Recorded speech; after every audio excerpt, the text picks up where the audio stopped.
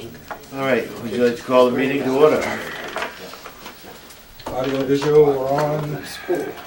You're on. Recording, we're on. All right, let me just. All right, this is the November 14th meeting of the Raleigh Conservation Committee, and the meeting is hereby called to order under the authority of the Mass General Law 131, Section 40, Town of Raleigh Wetlands Protection Bylaw, Stormwater Management Erosion Control Bylaw. Notices given that both video and audio recordings will be made of this meeting. The agent will now call the roll for attendance. Thank you. Arthur Page. Here. Kurt Turner, absent. Bob Garner. Here. Judy Keys. Here. Dan Shinnick. Here. Sam Strife, absent. Howard Vogel. Here. Mr. Chairman, we have a quorum present. All right, that brings us to our first thing, which is the payroll and/or vendor bills. And we're going to move right along from that. 'cause That's great. We're up to snuff with. So that brings us to the next item, which is three items, which we will do individually, which is the minutes for the October 24th, the August 19th, and the September 9th. And the first one is the October 24th, 2017. Everybody have a chance to look at the electronic version of that?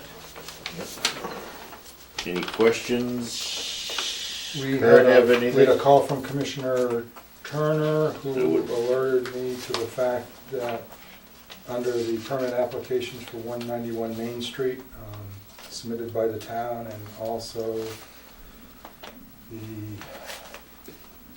stormwater application for 477 Haverhill Street, that there were a couple of selectmen in attendance who we had not listed. And so those were the only additions of adding people as Excellent. attendees. Yes, definitely. Would anybody like to accept that as redone by Mr. Turner? I'll accept that. Offer a motion for Motion. for approval as edited. So moved. May I have a second? Second. All in favor? Aye. Unanimous approved, thank you. That would bring us to the next one, which is the October 19th, 2014. Everybody have a chance to peruse that on the electronic version? Commissioner Turner said it A-OK. As long as that. All right, anybody have any questions on that? May I have a motion to accept that as presented? So moved. Second? Second. All in favor? Aye. Aye. And that brings us Unanimous approved, thank you. unanimous, thank you. That brings us to the September 9th, 2014. Everybody have a chance to peruse that in the electronic version. Any questions? Commissioner Alterations? Turner said A-OK. Love it for that. All right, may I have a motion to accept that as presented? So moved. A second? Second. In favor? Aye. Aye. Unanimous approved. Unanimous. We're ahead of schedule. All right.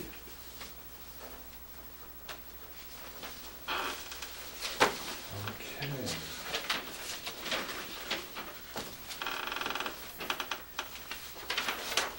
So why don't we, I'm gonna start with the 745. I think we can start with the application, because 745, there's right. going to be some discussion on that. Yep.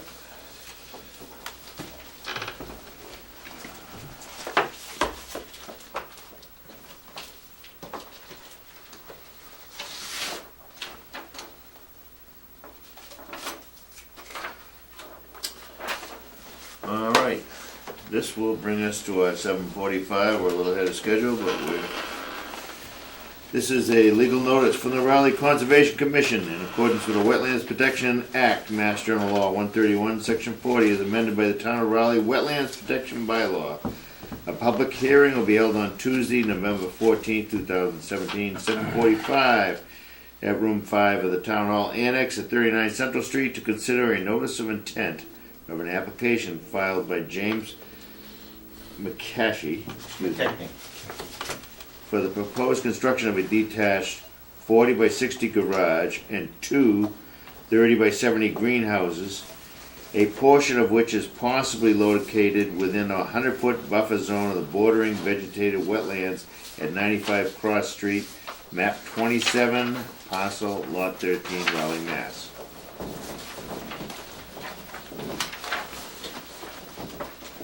Now, has everybody signed the? I'm gonna have to have you sign, because we're gonna have, That's okay. this is gonna be, I'll look at- we're gonna have some conflicts on this. Sorry about that. And you are, My name is Greg Bernard. I'm here to represent Jim McKechnie and Christine Smiley of 95 Cross Street. yep, all right, if you just hold until we get that.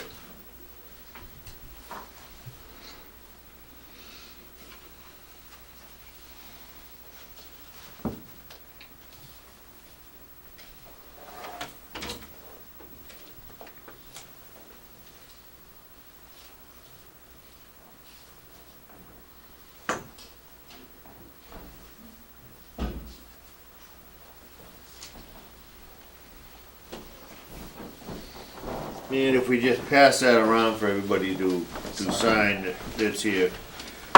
Okay, so Okay, sorry for the interruption. Okay, again, Gregory Bernard, representing Jim McKechnie and Christine Smiley of 95 Cross Street. I'd like to submit my certified mail and certificates of mailing. I'd also like to submit 2 revised copies of the plan, which I sent electronically to Brent yesterday. And those are original stamp and signatures, both of those letters and plans.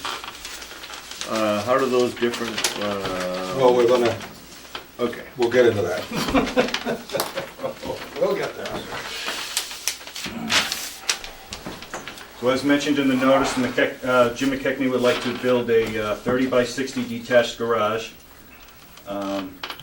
Maybe I should start from the beginning. The house was built somewhere around 2004, 2005 with an order of conditions. A certificate of compliance, I believe, was issued January of 2007. At that time, that covered the building of the house, the driveway, some lawn area out front. Cross Street is down here. This is the old Grover property, where we grew Christmas trees, and this piece was cut out of that. There is a ditch that runs west to east, and that notice of intent at that time only covered the property up to that ditch.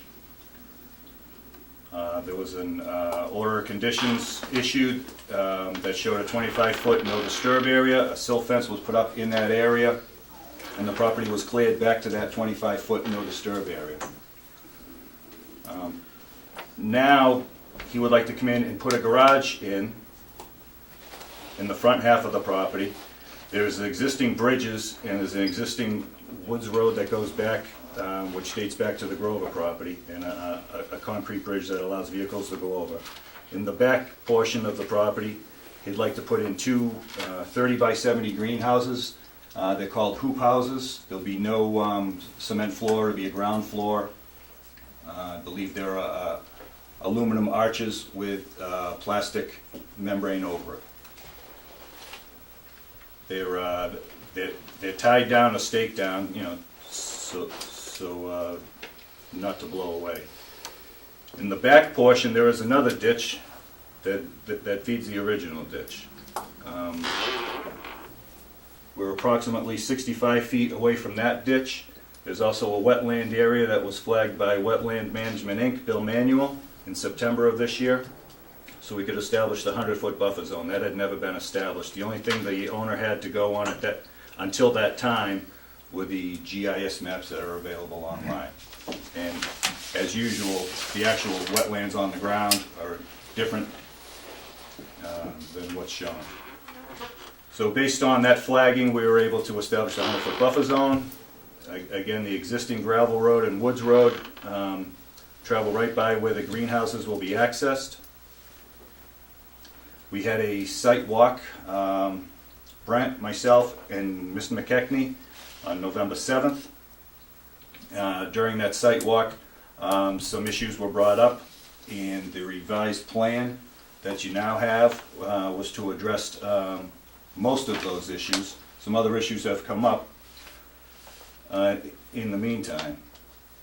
The 25-foot no disturb zone on each side of the ditch has been encroached upon on the house side of the ditch. All right, now you have, are these posts up on the other side of the ditch? There are no posts up on the property.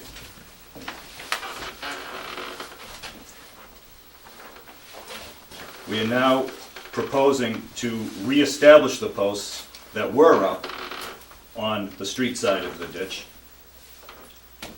along the 25-foot offset of the ditch. Not only the ditch that runs west to east, but also the one that runs south to north.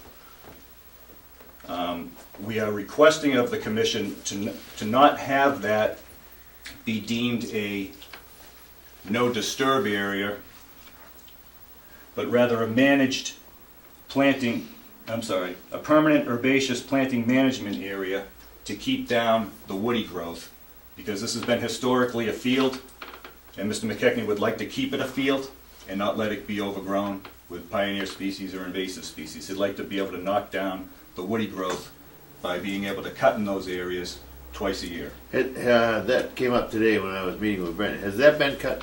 That has been cut. It has been encroached. That 25-foot offset, which was in the order of conditions for a no disturb area, has been encroached upon. Okay, but it's managed, right? Well, we got to separate, there's two different areas here. There's the area towards the residence where the restricted 25-foot no cut, no disturb Right, zone was I'm talking the established. field. Right, the field did not have any type of restriction on it, any type of 25-foot no cut, no disturb, any. But that has been managed and kept Yes. farmed, shall I say. I don't know if it's been farmed, I don't know if they It's produced been a cut. crop from it, but it has been. They're not selling hay. Then No, maintained it's not as a fallow. field. It doesn't make a difference if they're selling it, but I mean, is it fallow? It's not being managed for any crops. It's Okay. just they're just cutting. They're the just grass out. cutting it to maintain it as field with herbaceous cover and discourage woody stem growth. All right, go ahead. Yep. On the site visit, there were a couple of areas in the front portion of the property where there's some compost pile within the 25-foot no disturb area, and a small area that's actually has encroached on a wetland area.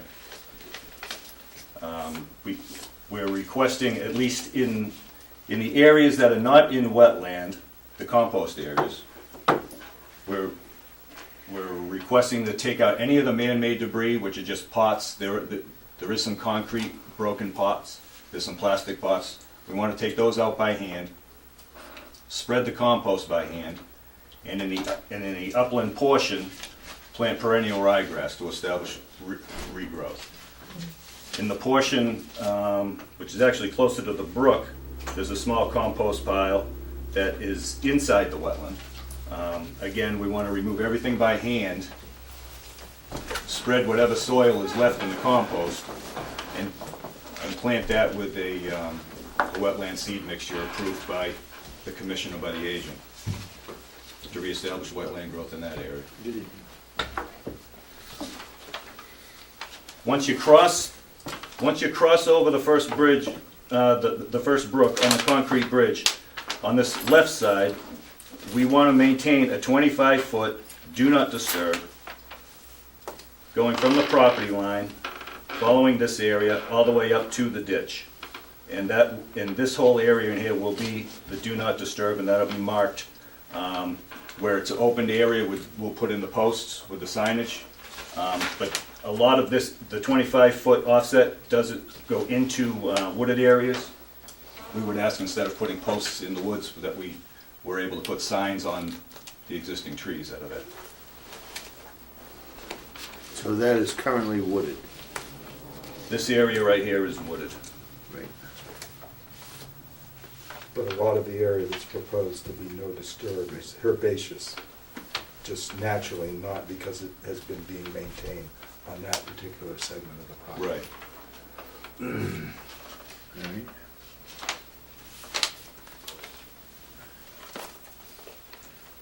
Anything else? Stormwater. The detached garage out front, um, we're proposing using the, what's called the Quick 4 infiltrator chambers. On the original plan, I believe I had another form of chamber, which was a little deeper, but because the groundwater is so high, specifically on this property, I've cut down to the Quick 4s, which are shallower, and there'll be 2 chambers on each side of the garage, fed by roof drains from the downspouts. And I believe there's about a half a foot of 3/4 to 1.5 inch stone surrounding the chambers. So it ends up being about a 4 foot by 10 foot excavation with the chambers inside and stone around on both sides of the garage. On the rear portion with the greenhouses, those are arched, so water's gonna fall each side of it, and we're proposing a 2 foot wide by 1.5 foot deep stone trench. And Brent was nice enough to send me a detail that he finds acceptable in most cases in a stone trench. It'll have the Marafi fabric in it. The fabric will go down, will start about 6 inches below the top layer of stone. So if that needs to be maintained, gets clogged up, all you have to do is remove the top 6 inches of stone. The dirt doesn't get below the fabric. And clean it up, put the stone back on. That's on each side of each greenhouse, so there's a total of 4 trenches, 2 trenches for each greenhouse. Right, in this. Yes, there's a kind of a shaded area on each side of the greenhouse. Yeah, right there. There's a note. So the greenhouses will open to the north? Yeah, there'll be access from the road, from the dirt road there. Well, that's a gravel road actually right there.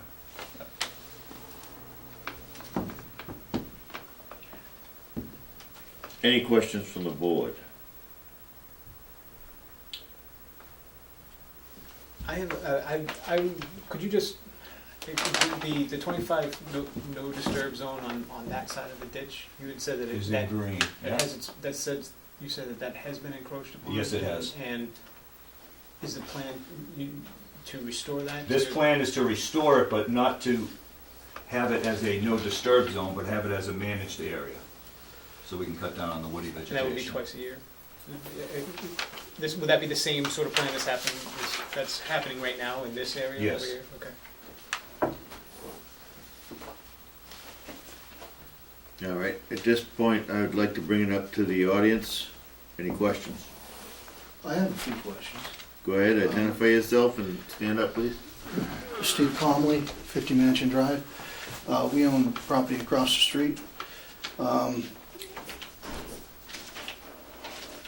I'd like to know if the DEP has been notified of the violations in those encroaching areas. And if anything has been done about past violations that were brought to the board back in 2006. And as far as I know, Mr. McKechnie has basically ignored all the wetland protection laws on his lot since he moved in there, including the riverfront area, which I understand is riverfront. It is not an intermittent stream like it is on the other side of the road. And I believe the buffer zone is 200 feet in that area. I'm a little concerned how he's been able to operate this long without answering to the board, especially when it was brought to the board back in 2006. There was a lot of construction going on, and he was cutting in the wetlands for years. And I was under the assumption that the Conservation Commission was doing something about that, or had knowledge, or that at least had permits to do that. And I'm not so sure that there's any permit brought out for the bridge that I believe was redone in the last 6 or 7 years. And I'm a little concerned that it's even being considered that he put buildings out well within the riverfront area, especially when it is not even considered agricultural. And we have been held 100% to the regulations on the other side of the road where there are less restrictions because we are farming it. Not to mention, it is an intermittent stream and not a riverfront area. So I'm a little puzzled why it's even got to this point, how it's even got to this point, and why DEP hasn't been involved with the encroachment of that area. Where would the river be on this that you're talking about? On that map? You know where that river is? You're asking me? I'm asking a question. I mean, he's mentioning a river. I don't see a river. When this property went through its original permitting process prior to the building of the house, it was deemed intermittent on Mr. McKechnie's side of the street. And the USGS maps show the river starting across the street. And at the time of that permitting, the Conservation Commission said go by the USGS riverfront area. So the riverfront area is shown with an arc here. That's the same riverfront area that was shown in 2004 and was agreed upon with an order of conditions. Thank you. And is the streams back from that deemed as riverfront? The stream on Mr. McKechnie's side of the street, it's not deemed riverfront. It is not. No. Okay. Where the stream changes in its status from perennial to intermittent, that's when you run a 200-foot radius arc Right. from that last point that's deemed to be perennial. Usually, in this case, by USGS mapping, in other cases by stream stats, when you calculate the volume and the watershed area that contributes to that. So anyway, so the riverfront area does extend and does go over onto this lot. Well, a lot, but not the back lot. Tell me where that arc is. No. I'm sorry, did you say show me where that arc is? No, I'm saying, what you're saying is it extends where that arc is, right? Yes, that's the 200 feet. Yeah. Yes. It originates on the other side of Cross Street. And there, in regards to Mr. Conley's commentary, there was an enforcement situation in 2006, and that was handled. As per standard operating procedure, the Department of Environmental Protection is copied on those issues. They're copied on this application that was submitted also. And we're just getting to the point where we're establishing some of the issues that are evident in the current examination. Back in July 25th, 2006, the Commission issued an enforcement order and confirmed it for the clearing of vegetation altering in the designated 25-foot no-cut zone, bordering vegetated wetlands and 200-foot riverfront area on the front of the property. There was a restoration plan developed and restoration activities, and the area was deemed restored with a final report on the restoration submitted to the Commission on September 17th, 2007. So the matter was... That was taken. The matter was addressed and resolved within a year of that particular issue. Does the chair wish to seek further comments? I would like to go over my memorandum with the... All right, let me just, any other questions at this point? As far as I know, the DEP has considered the split between the intermitting stream and the riverfront area is to be Cross Street. Okay. Which side of Cross Street? Your side? Not our side. Our side is The intermittent. other side? Because it dries up. The other side does not dry up, and they've deemed that, at least DEP has, a riverfront area all the way to the back of that property. I don't know what the USGS says about it. Your property's on the north side of Cross This would be Street. the other side of the Cross Street. So, okay, so your contention is that the area represented in this plan is actually riverfront? but the area that is not represented in this plan, your property, is not riverfront? Correct. Okay, just so I understand. Okay.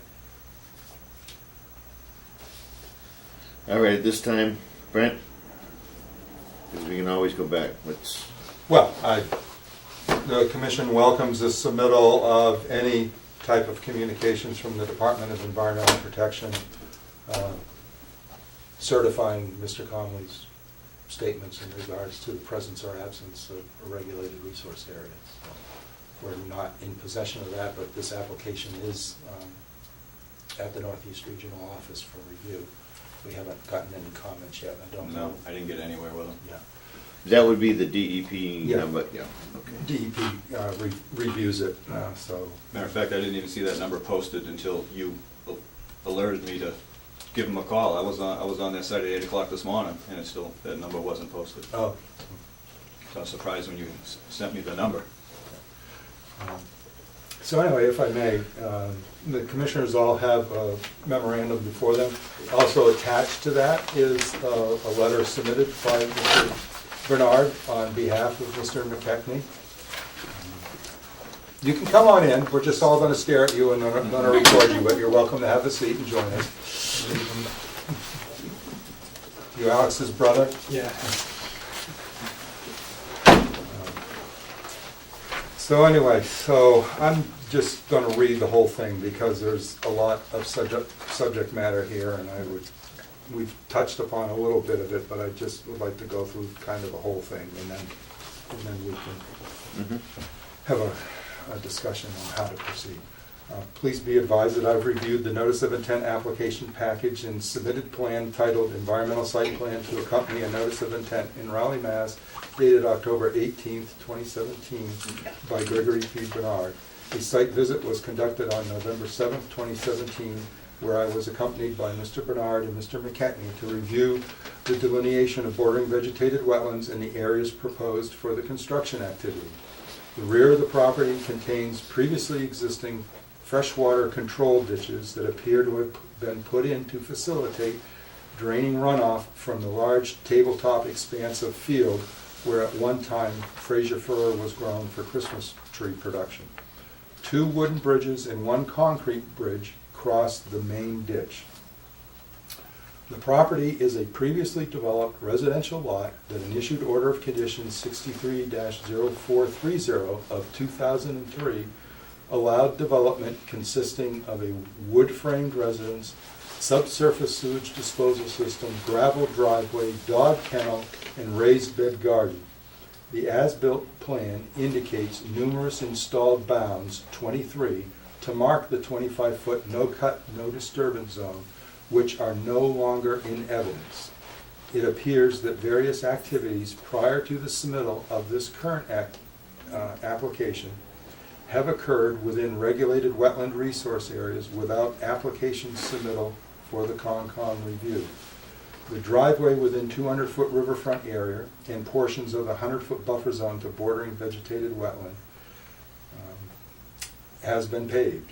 The submitted plans indicate the gravel driveway has been expanded to include a large expanse of crushed stone turnaround area partially within the 25-foot no-cut zone near wetland flag number 201 that has an existing greenhouse located within the 100-foot buffer zone to bordering vegetated wetlands.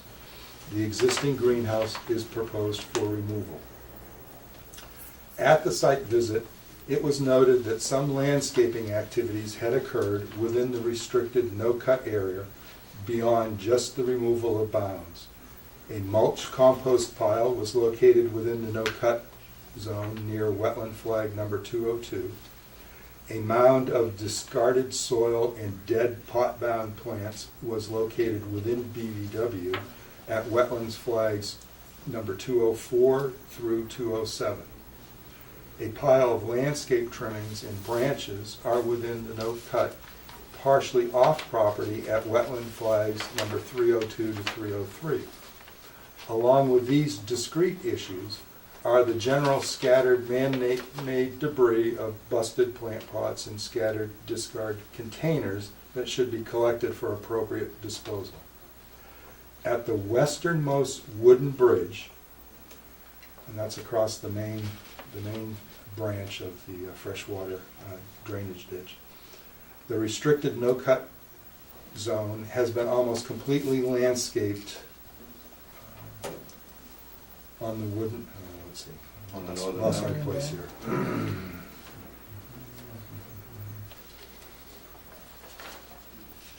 Yeah, the westernmost wooden bridge, the restricted no-cut zone has been almost completely landscaped on the northern bank. Besides the removal of the previously depicted 23 posts and bounds from the 2006 as-built plan, the no-cut has not been generally respected. The property is not in compliance with the original 6340 order of conditions, ongoing conditions. Before you continue, can I ask a quick question, Jeff? Pardon me? Can I ask a question before you Yes, continue? sir. On the when you said the northern bank of the no-cut, so that's in the cut, the northern bank is in the no-cut zone that was previously posted as a no-cut zone?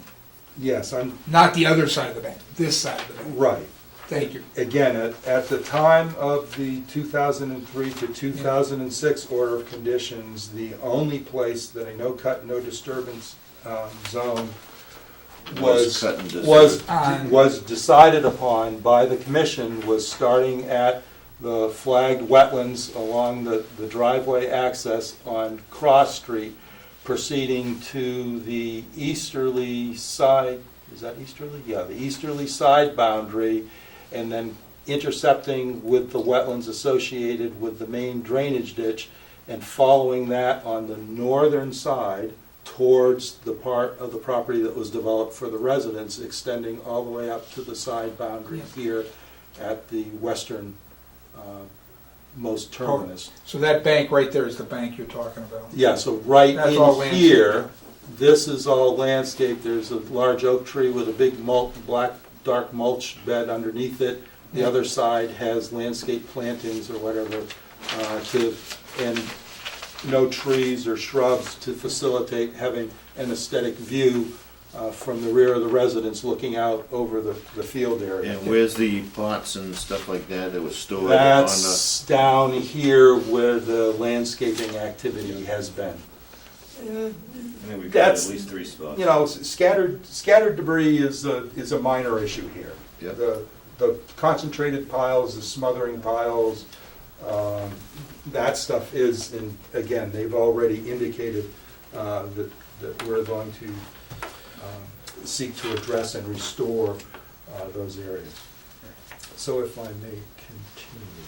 The submitted application proposes construction of a detached 40 by 60 foot garage and 2 30 by 70 foot greenhouses, a portion of which are partially located within the 100-foot buffer zone of bordering vegetated wetlands, both near the residence, and then the greenhouses are to the south of the main freshwater ditch, intermittent stream resource. The proposal has included provisions for infiltrating stormwater to the extent practical given possible shallow depth to groundwater. The plans show placement of erosion controls to protect down-gradient resource areas from flowing sediment. The areas of the property adjacent to the existing field along the freshwater ditches where the 25-foot no-cut zone is contemplated would be benefited by a provision that allowed vegetation management to occur that would favor the field aspects and disfavor the movement of trees and shrubs into those areas. The property owner requested to be allowed to manage the no-cut area that was landscaped on the westernmost bridge on the northern side towards the residence as herbaceous cover only, and to have a provision that for once or twice annual cutting of trees. I missed the word annual, but trees and saplings and woody stem vegetation, in order to preserve the viewscape from the house to the field beyond the ditch, which is what we just covered. The wooden easternmost bridge at flags 127 and 201 is slated for removal. The decking planks were rotted and it poses a risk for collapse or injury by falling if a person attempts to cross it. Appropriate protections which would need to be in place before the wooden abutment supports could be removed since they are stabilizing the bank of the ditch, intermittent stream resource. In some area, the property owner has initiated a planting of native shrubs and trees within the restricted no-cut to establish some vertical structure to the plant community where the lot in the past was maintained in a field-type condition when trees were farmed. This appears to have the purpose of screening and not just a naturalized restoration effort to convert it from field only. The commission may wish to discuss the path to restoring compliance with the original ongoing conditions before contemplating permit issuance for this development proposal. I request the commission's guidance in proceeding with this application review. Please advise me if I may be of further assistance. I'm actually asking for the commission's assistance to figure out how to plot a path forward.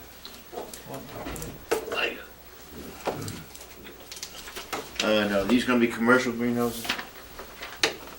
They're gonna have plants in there that will be eventually for sale, but they won't be for sale on the property. I mean, they're not for the consumption on the property, it's for, Correct. right, it's a commercial operation. Yeah, he's a landscaper and they run a business. And the garage is that gonna be used commercial also? No, that's the house personal vehicles. And a boat.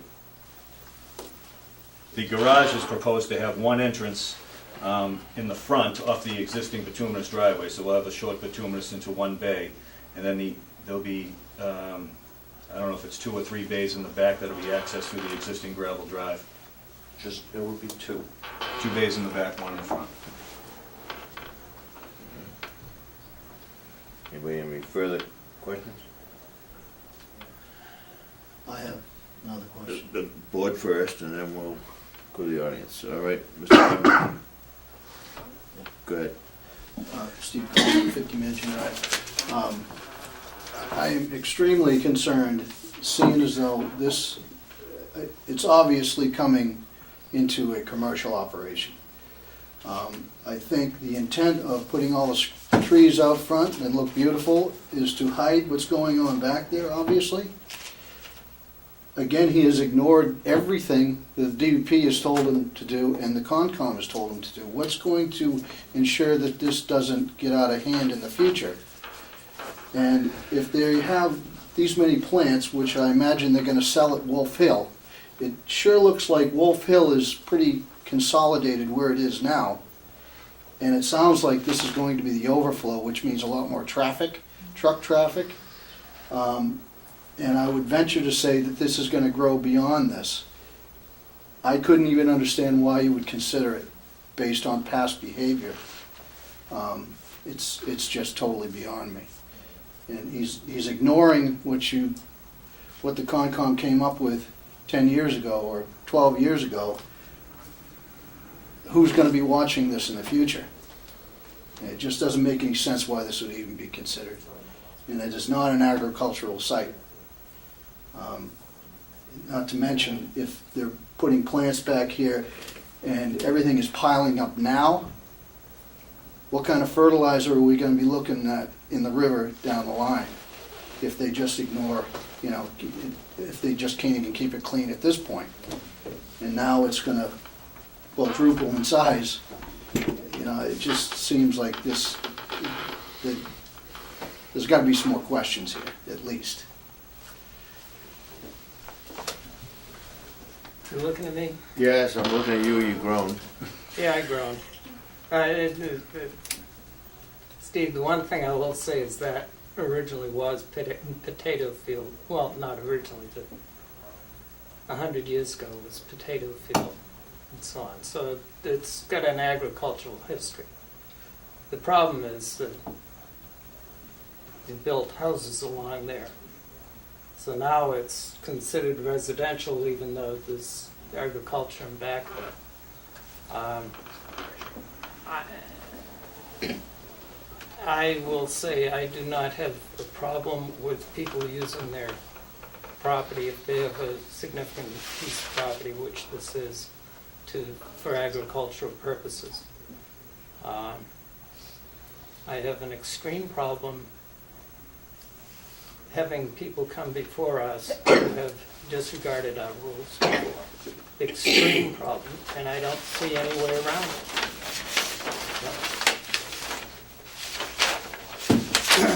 That's my 2 cents worth.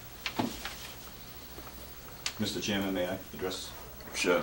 As far as the use of the property, this is in the outlying district where agricultural and horticultural use is allowed by zoning. The applicant is attempting to rectify the encroachment of the no cut, no disturb by resetting markers where there were at one time markers, and trying to take care of that situation. Do we have any precedents where we've seen disregard to our, what has been stated as, well, expectations, and then those have been disregarded, with somebody then coming to us with a new plan? And I'm getting back to what you're asking is, you know, it would seem that before you're gonna approve anything, I would wanna see the other stuff fixed first. Well, that's what we've asked in the last I couple of mean, weeks, to me, that- several of them. So in responding to your inquiry, Yeah, how we've done things in the past. well, Or if we ever presented actually, with let's, something like you this. know, here again, it's not fair to Mr. McKechnie to necessarily disregard the fact that there has been a past issue that led to an enforcement matter which was appropriately resolved. Yeah. That needs to be, that should be stated right up front. Yeah, you know that. It also needs to be stated that there was absolutely no attempt to not identify the issues. One of the whole reasons I was invited to the property was to walk the whole boundary delineation, which is part of our normal process for review, and to talk about efforts to address what was readily identified as having been intrusions into the no cut, no disturbance zone. The commission's time and the office time has been consumed by a lot of detailed, complicated applications recently, and so I just this morning was able to pull the as-built plan and actually see the fact that there was 23 or 22 posts that apparently had been removed, and the full extent of, you know, where the restricted no cut, no disturbance area was supposed to be. But again, there was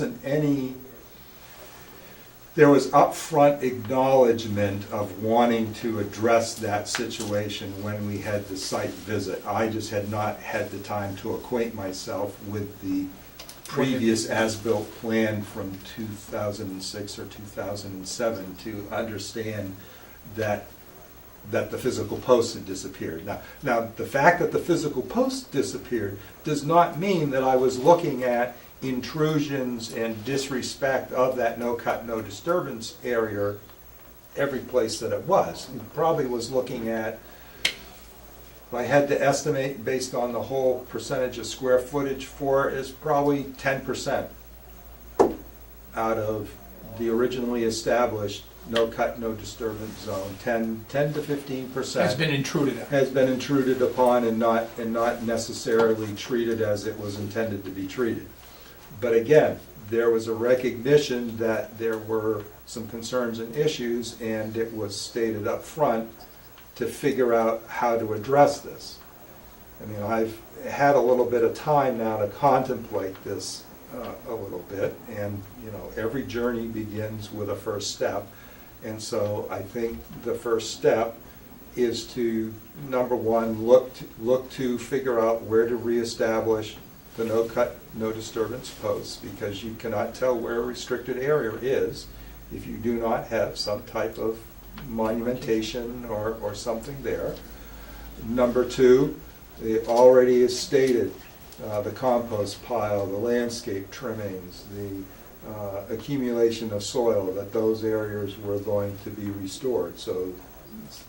But there's two pathways the commission can do this. The commission can do this by separating the non-compliance issues, issuing an enforcement order with a directive, and specifically mandating that those areas and those actions need to be rectified prior to the consummation of any type of construction of what's newly been applied for. The commission can still contemplate the issuance of an order of conditions for the new proposed activities, and also establish the newly proposed restricted areas and make a decision upon whether to allow vegetation management to occur along those freshwater intermittent stream drainage ditches that are on the southern portion of the property, utilizing that main ditch as just a dividing line, since that was arbitrarily the boundary of development when the property was If I can, originally built on. If I can, let me go first, 'cause I think it's gonna be the same thing. Please, yeah. I would like, because we have been accused of not being fair to the public, I would like to everything be brought back to what it originally is before we then go forward. And I think that would be very fair for everybody involved, and actually as an example for the town. Because it doesn't seem like it's gonna be that drastic a situation. It most likely just take 1 or 2 weeks to bring that back, put the signs up. Not at this clean it up. time of year. Because some of that is done. Too bad they didn't bring it forward a couple months ago. Well, but, It's not Well, we my could- fault. We could Right. at least start with the monumentation. but that, That's not our fault. and that's why I'm proposing the use of an enforcement order with a directive to separate that, to establish firm performance timelines with consummation probably June 30th, so that we have the planting, seeding and stuff is obviously gonna have to occur in the spring. You can still issue an order, but put a condition in the order that until such time as the enforcement matter and the directive are fully Is that what you complied were gonna with, say? that the construction can't proceed. Is that what you were gonna say? No, I was going to say that, Brent, you started off in giving one option, but I think you melded the second option in a lot of words without saying this is the second option. First of all, my answer is, I think we need to issue an enforcement order. And get that settled, and then go from there. I have one more question. Please, go ahead. Will the DEP be involved in this? I'm not, as chairman, I have never dealt with the DEP. I will ask. They're copied. They will They be are copied and informed of our actions. Okay. And Just as I they would were like to hear copied from on them the if they have any Sonoras. problems with it or whatever. I'm sure we will. But yeah, I have a huge problem with it because Mr. Smiley, Miss Smiley and her father have demanded from the Conservation Commission, I don't think any members were on the board back then, demanded that we be held accountable for any work we did across the street in a less restricted area. The DEP was notified by the ConCom, and we took 10 years to come out with no violations whatsoever. There's a history of violations here. On top of the fact that the DEP has been ignored, I think they need to be notified. And I think they may have something to say about this case. Hello, Right. I'm Yep. Miss Smiley. I don't know what he's talking about. All I know is I did not fight you on cutting all the trees down in our back property, so now I can see right across when all the cars are driving by Tendercroft Farm. You cut everything down. I know, But we did that as an I'm just saying, agricultural I setting, didn't fight you on that. All right, and you did fight me on that. no, I did not. Maybe my father did. I have nothing to do with it. all right. Well, I think at this point, what we with the rest of the board, we're basically going to issue an enforcement, take care of do one thing at a time. So do we need some motions here to, Yes, we will. so do we need multiple motions, or can we do it in one? No, you should, well, all right. So you've decided how to take care of the compliance issues. Now, the next discussion should be as to how you wish to proceed with the possible issuance of an order of conditions for the proposed new construction activity. Whether you wish, we haven't heard from DEP, their reviewer has not posted any comments, and Mr. Bernard tried to get him on the phone today and was unsuccessful, so we actually haven't received any input from them.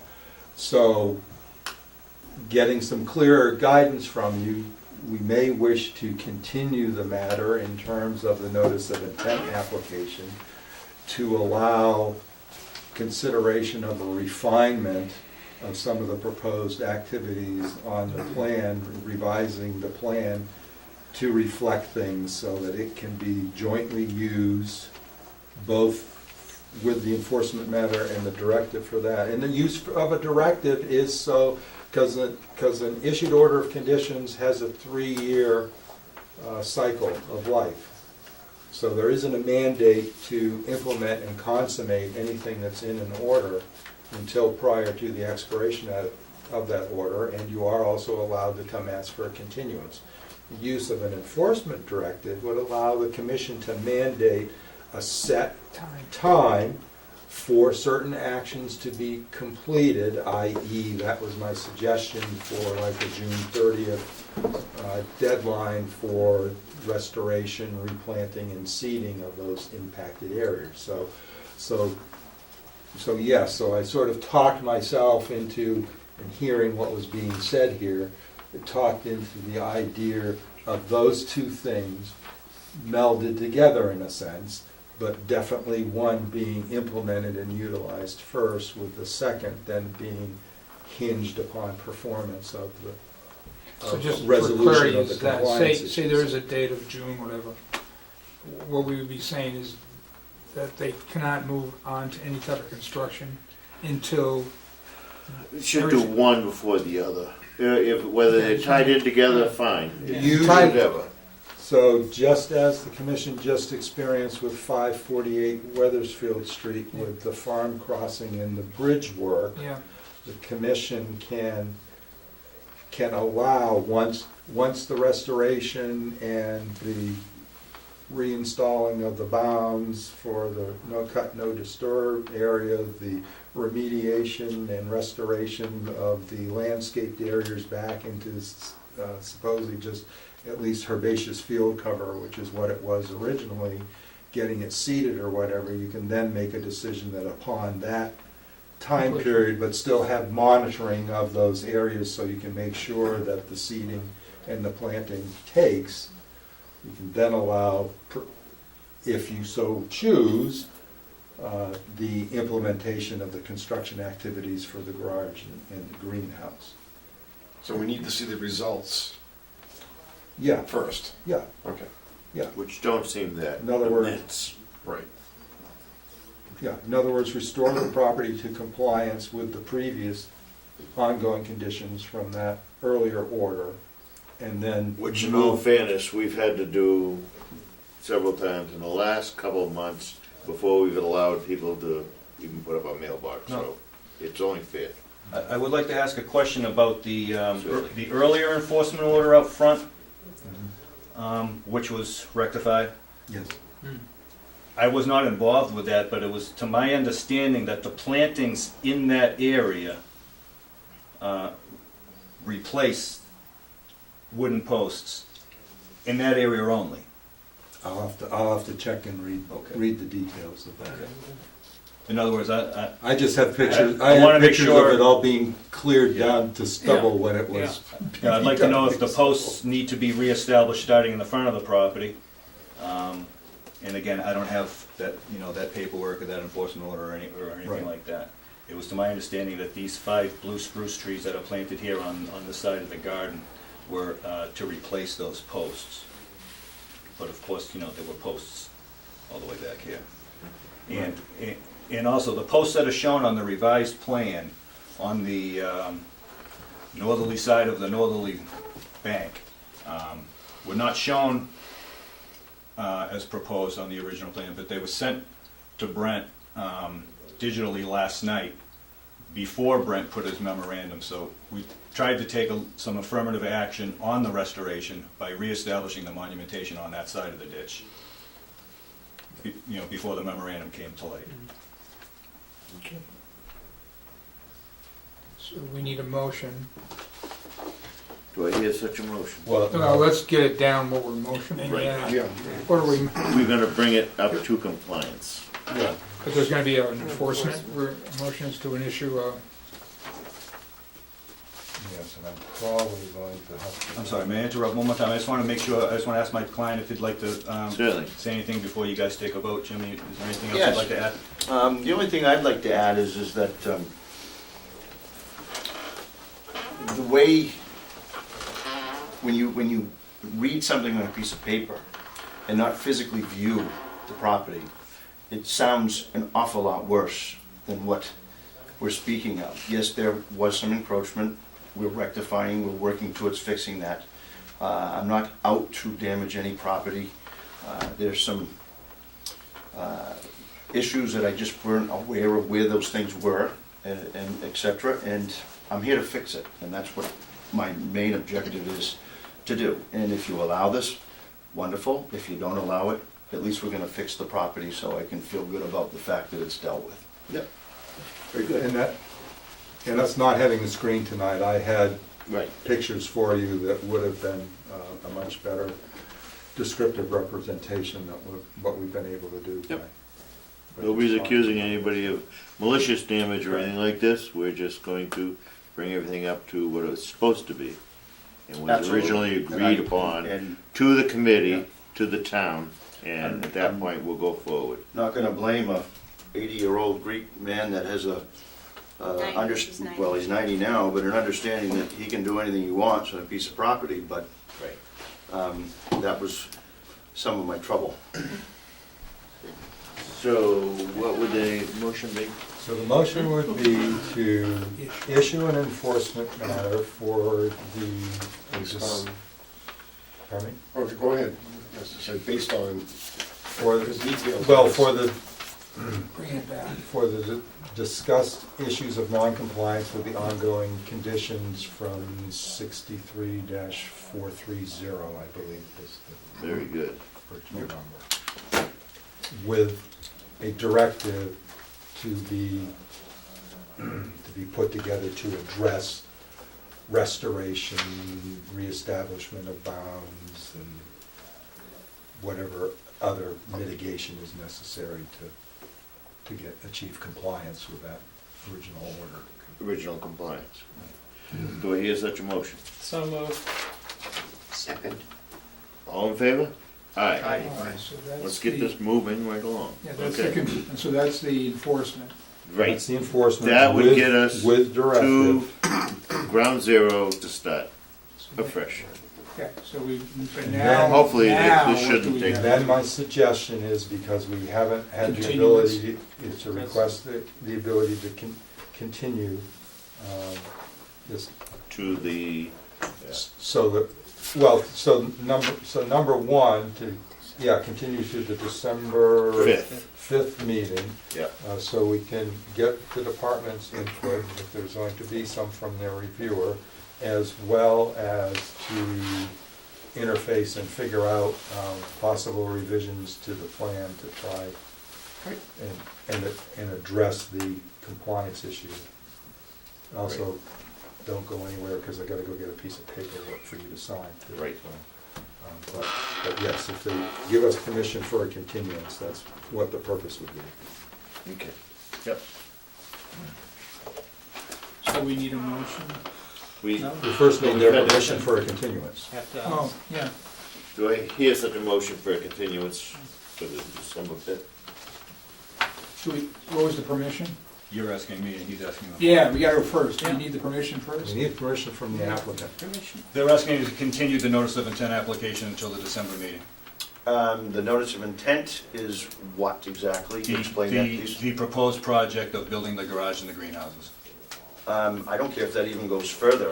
Let's just get the Right, property but- stored first. That's what I want to make sure. And that is gonna happen first, I just want Yeah. our permission to go ahead and continue. Oh, sure, yeah. To leave I it don't open. really have much of a timetable on this. This is gonna happen. We'll get everything else dealt with first. Yep. You have the permission. Okay, so now I am, So moved. so I so move that we, Second? Second. All in favor?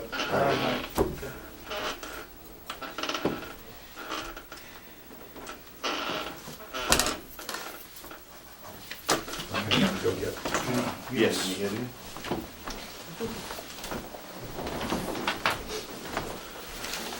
Thank you, Tony. It's a couple of pictures. I guess we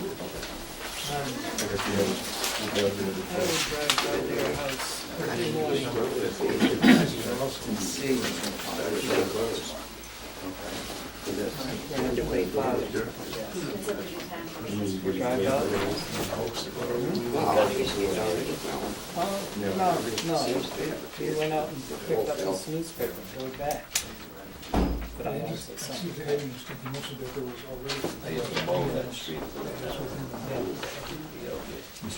Yeah, Already, that they're gonna take down. Yeah. That's right, that's right. Mhm. And it's gonna put 2 new ones. You can't.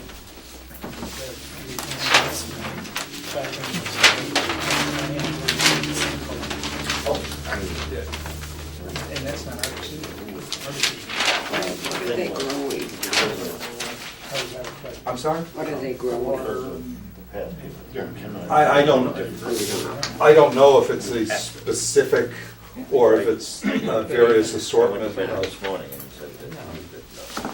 Some of the plantings he's done out there are various native shrubs, bushes, but he's also got quite an extensive planting of perennials, annuals, and stuff like any garden center does, so I really don't know.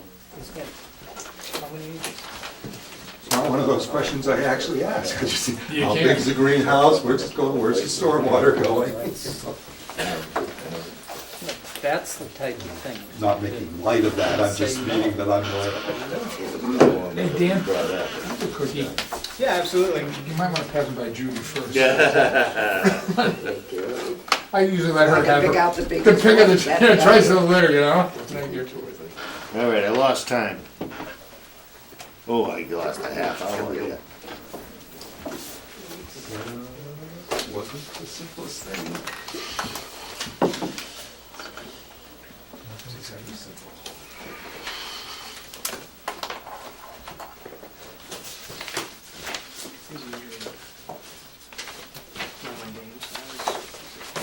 Interesting. All right, here we go. This is a legal notice of the Raleigh Conservation Commission in accordance with the Town of Raleigh Wetlands Protection Bylaw as amended by a public hearing to be held on Tuesday, November 14, 2017, 8 p.m. at the Town Hall Annex located at 39 Central Street to consider a notice of intent application filled by Alex Tanakos, okay, for the construction of a single-family dwelling associated with construction activities possibly located within the DEP-approved groundwater protection area Zone 2 at 223 Newby Road, map 33, parcel 7A, lot 1, Raleigh, Mass. All right, Alex, you have the floor. This is Alex's brother. Alex's brother, okay. Alex is accompanying his wife as she enters labor, unless you're gonna give us the good news about the baby. Not yet, but it's. Not yet, okay. Now, this is Newby Road? Yes, Oh, okay, down the very end, okay. down the very end. All right. Well, why don't I give the floor to, All right, that's the agenda. This is the memo that I emailed to Brad, why Alex. don't you take over? Yes. Yeah, so So Alex is proposing to build a single-family home, and he was unaware of the town's wetlands bylaw and that the Zone 2 DEP-approved groundwater protection area, our drinking water supply aquifer, that his entire parcel was in it, and he was coming around to get signatures on building permit sign-off and discovered that he was going to need a permit from Conservation Commission, not under the Wetlands Protection Act, but just under our wetlands bylaw, because the Zone 2 area is a protected and regulated wetland resource area under the bylaw. So he contacted Atlantic Engineering, came in, sat down with me, we filled out as best we could using a notice of intent application. And I talked with him, and he spoke to Atlantic Engineering. And so we have the prepared plan that's before the commission. And I prepared memorandum reviewing it. Would you like me to read that? Sure. Okay. So this notice of intent application for 223 Newbury Road. Please be advised I reviewed the bylaw notice of intent application package and plan titled Permit Plan 223 Newbury Road, Raleigh, Mass, dated October 31st, 2017 by Atlantic Engineering and Survey Consultants. The site visit was conducted on November 13th with Mr. Zanakos. The property is an undeveloped lot that appears to be abandoned farmland that was cleared in the past. The plant community has the usual assemblage of invasive species that move in after active agriculture ceases. The entire property is within the DEP-approved groundwater protection area Zone 2, parentheses, public drinking water supply, and thus the application is bylaw only since there aren't any Wetlands Protection Act or state resource areas present. The application proposes the construction of a single-family residence. And I said subsurface sewage disposal system, which is proposed in the front just off Newbury Road. Brick paver driveway that comes up from Newbury Road up to where the residence is located, slightly higher than the roadway. Associated grading around putting the residence in, and then utility work. The water and of course electricity would come in from the roadway. Let's see. The plans have proposed best management practices for managing stormwater by promoting infiltration to the maximum extent practical. There's crushed stone infiltration dredge along the entire length of the driveway. And then to accommodate roof runoff, there's a crushed stone recharge bed in the back. Now, it's being done to the maximum extent practical because groundwater is a very short distance below the surface here. So unlike in best management practice for infiltration chambers is to have at least a 2-foot separation between the bottom of the chamber and where your estimated high groundwater is. High groundwater in a lot of places on this lot is only 2-3 feet, maybe 3.5 feet. So that's why this is a recharge bed in the crushed stone infiltration area. It's the best that probably can be practically done on the lot. Single family Single-family residence. multi-bedroom. I don't know that I know the answer to that question because I did not ask for Is it on the plan there? septic Yeah, system it's on plan. the Or plan. does it say? Oh, 4-bedroom. 4-bedroom. There it is. Okay.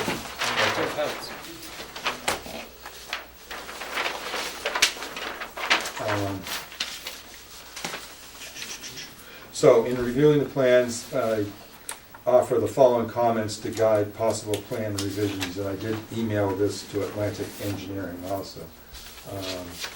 So first off, the plan should say that it's entirely within the Zone 2, since that's the whole reason for coming before us for the permit. The plan should include a detail for erosion control depicting a compost bark mulch filter. I said, Autocorrect said socket, but I meant socket. Good old autocorrect.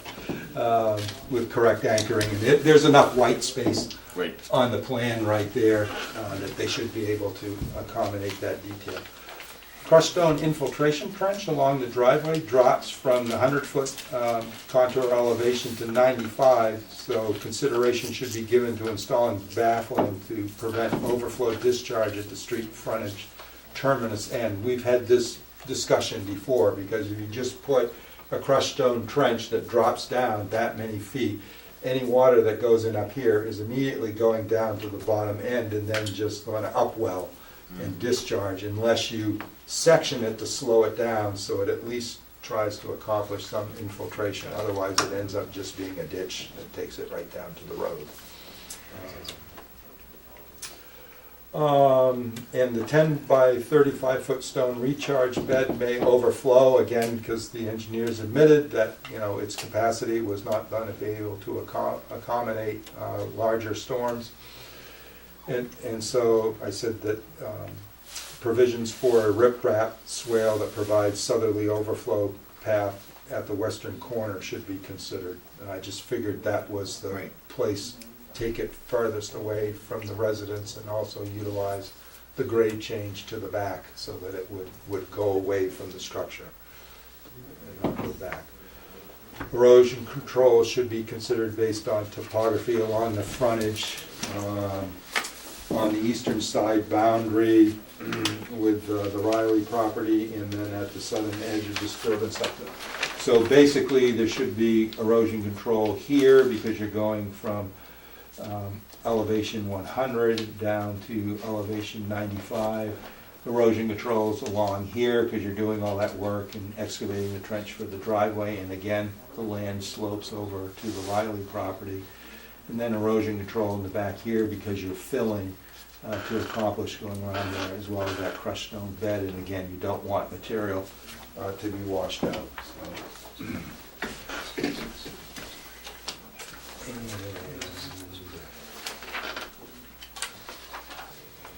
So, the commission may decide to close the hearing and consider issuance of an order of conditions that incorporate standard conditions for residential construction as well as special conditions to prevent the quality and quantity of groundwater in Zone 2. Those are typically prohibiting the use of rock salt, requiring a low nitrogen fertilizer for Has landscape. his brother had a chance to review this?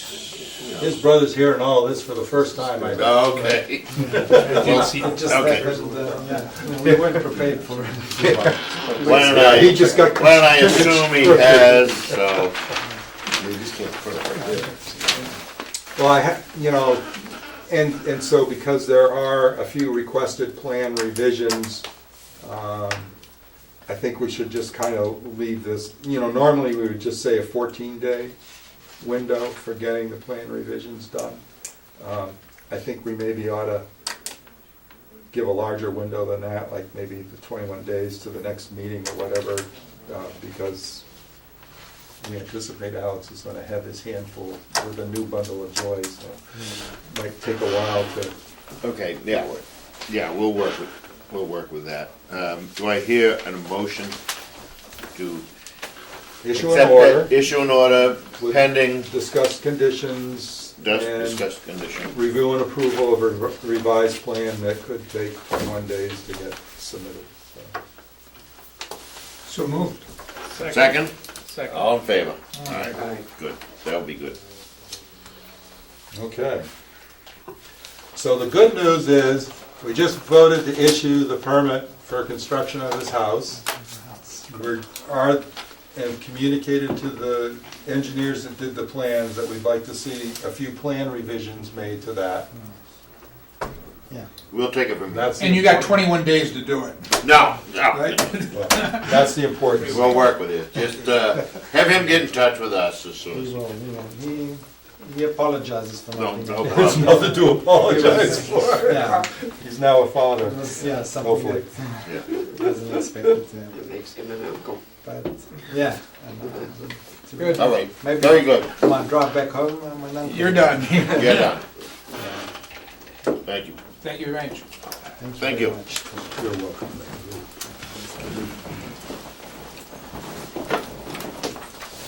Keep filing them.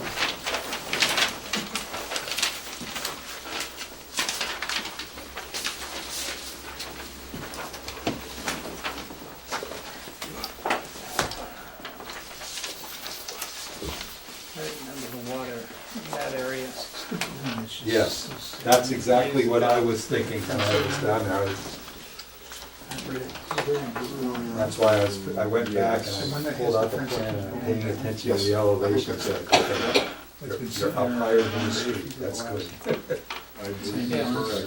Went down the Well, street. the only thing went you're higher than. Down towards That's- Manhattan. But then again, the street goes up too, so. Yeah, that's But they're right at the end. I think it was the house across the street, is the one where I saw that had 3 sump pumps. They had a sump pump out in the woods to the northern side. They had a sump pump then at the rear corner in the back. That would be sort of the southern end. And then they had a sump pump up by the street or submersible, and it was circulating the water. And the whole thing is lower than my Pulling- feet to deceive It it. was pulling the water from out of the woods, pulling it around, putting it on the street where it promptly ran back down and then down. Very well filtered. Because the new filtration system, that's what it sounded like to Well, me.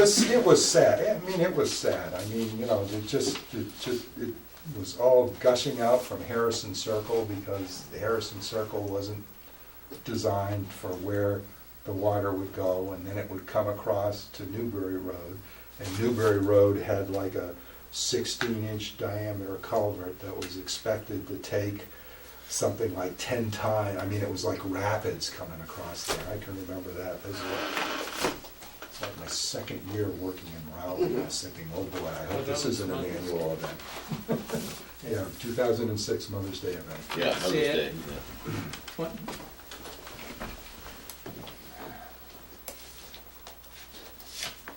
Because you probably Ten- had water 10 across years the road down by before your that. house. oh yeah. Before I moved to the house, we pumped it out onto us. Yeah, exactly. All right, this brings us to the next item, which is a legal notice for Raleigh Conservation Commission in accordance with the Wetlands Protection Act, Mass General Law 131, Section 40, as amended by the Town of Raleigh Wetlands Protection Bylaw. Public hearing will be held on Tuesday, November 14, 2017, 8:15, Room 5, Town Hall, Annex 39 Central Street, to consider an amended order of conditions application filed by Ed Surratt, trustee of Prime Realty Trust, for the proposed amendment order of conditions on construction of a 3,640 square foot commercial building with a 16 by 52 elevator stairwell addition with a 100-foot buffer zone to bordering vegetated wetlands at 305 Newburyport Turnpike, map 17, parcel 20, lot 47, Raleigh, Mass. Go ahead. Good evening. Good I'm evening. Bill Manuel from Wetlands and Land Management. Mr. Surratt is here. You've seen him before. Yes, we have. And Mr. Surratt has a tenant, prospective tenant, that is interested in the building. And after going over the floor plans, they have a different layout than what was originally conceived in when you saw it maybe 2004 or 2005. And what will happen is this, with the new parking area here, this will basically become the front of the building, and they'll need an elevator here and stairwell. And if they were to put that inside the footprint of the existing building, it would take up too much space. So we're asking for an extension of that building. It extends out over pavement areas that you've already approved. It doesn't go any closer to the wetlands than what was the limit of work that's already been approved and partially constructed. And On a cement pad? it will be on a pad, yes. Yeah. The- I've seen those, yeah. Yep. It's gone through the planning board site plan review and has already received a minor amendment. And so we're in front of you now to sort of close out the loop with you and get an amendment to the order of conditions so that the plan that you'll approve is the same plan that the planning board has approved. just to give you a progress report, you did issue an order of conditions back in May. Ed's been very busy. This parking area is now roughed in, constructed, the retaining wall is done. The surface is a gravel surface right now. The stormwater basin is constructed. The wetland replication is all in and planted. And we've done the first season of buckthorn eradication. And Brett saw it yesterday. It's a shame we don't have the flat I screen know, working yeah. tonight, because I had some pretty dramatic pictures for you. You may want to just pull down there just a short distance down Vinton's Lane, and there's where his parking lot is gonna go is all smooth gravel area that you can pull off. You and didn't look- have, you're not gonna have a chance to put the hot top in this year? We might. We have been holding off because the water and electric would be coming into this extension. So Yeah. it's kind of held us up a little bit until we get this approval. Just be, All right, but this ratification. is on existing cement? No, it's a conversion of parking, but an impervious parking area is now being converted to impervious building Okay.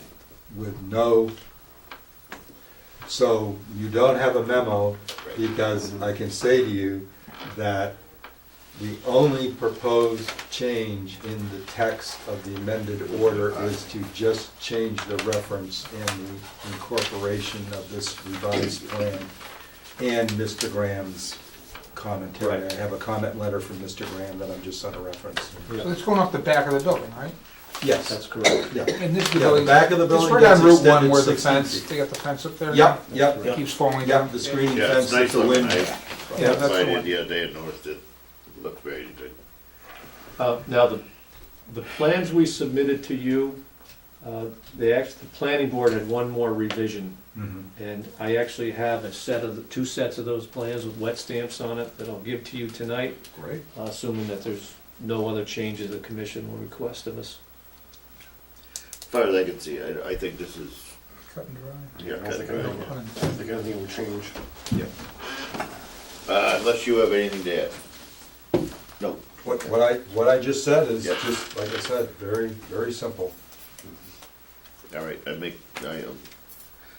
I hear a motion? Issue amended order with the new plan reference and review memo. I'll make that motion. Second? Second. All in favor? Aye. Thank you. Thank you. Thank you. No, that's nice looking down there. Thank you. Appreciate it. You're gonna try to hot top it, next year? Yeah. We're definitely going to try to Yeah, get at least you're the probably final. better off at this point now, yeah. Everybody's trying to get that hot top in right now. Exactly. Good night. Yes, good night. Thank you.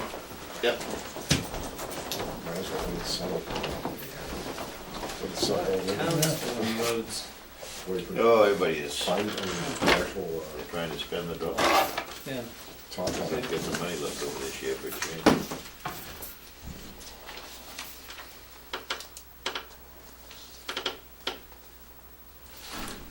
I think it's nice looking across from you. I haven't been down there. I think it's nice looking at solar poles across from you. Oh, you mean across from the hill? Yeah. Is that all signed on? The solar? Wait till we get to the end of the meeting. Oh, Jesus. Keep this meeting going. Good, We're Jesus. here, you know? I'm trying to get out of here. I want to be home by now. Not my fault, boss. No, No, I know. I expected as much for the first one. And I like this one. This is an abbreviated notice. Well, this isn't a lot, this abbreviated. You don't get too many of them. What's abbreviated mean? Oh, it's the way they. That's a good question. Delineated. All right, we have the legal notice of Raleigh Conservation Commission. In accordance with the Wetlands Protection Act, Mass General Law 131, Section 40, as amended by the Town of Raleigh Wetlands Protection Bylaw. Public hearing will be held on Wednesday, November 14th, 2017, at 8:30 at Town Hall Annex located at 39 Central Street, to consider the abbreviated notice of resource of area delineation filed by W.C. Cameron Engineering for Bonnie Berkowitz, Rowley Solar LLC, to identify a wetland resource area at 623 and land off of Weathersfield Street, map 11, parcels 53, 54, 54-1, 58. Land off of Pine Needle Lane, map 11, parcel lot 56, owned by Maven Revocable Trust, Raleigh, Mass. Go ahead, you've got it. Thank you, Mr. Chairman. Members of the commission, for the record, Robert Blanchett, civil engineer, Cameron Engineering, Amesbury, representing Raleigh Solar LLC, the applicant in the matter of an ANRAD application to the commission for consideration for the confirmation of delineation of bordering vegetative wetlands. I have for the commission the public notification cards, and the two envelopes were undeliverable addresses, and I have the wetland scientist's transect reports. All right, yeah. Yeah, I was, got the email today. Lots of abutters. Mm. So the site, the land mass, is located on the north side of Weathersfield Street. It's comprised of five parcels.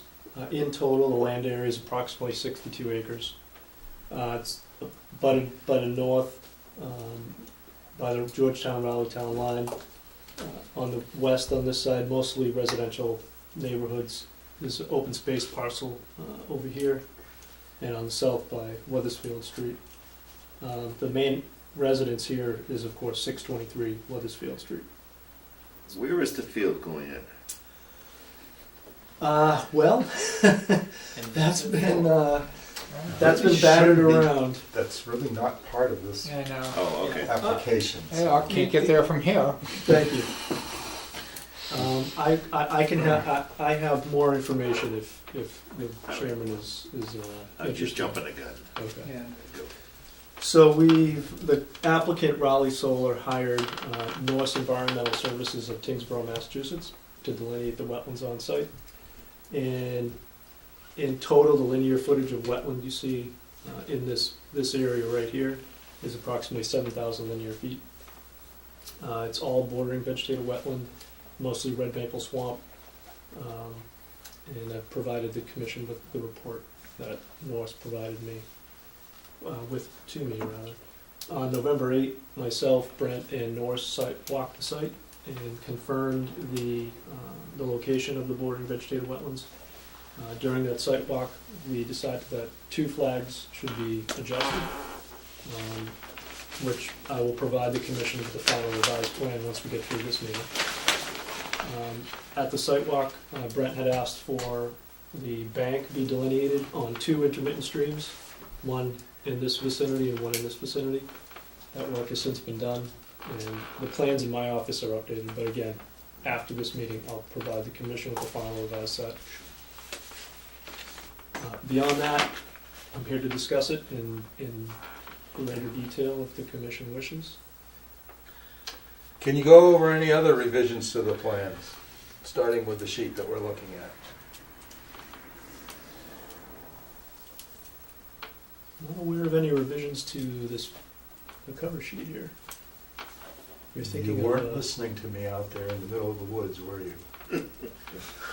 I was fighting ticks, mosquitoes. My comment was, gosh, I hope nobody submits a plan that doesn't say bordering vegetated wetlands spelled out either in legend or in detail.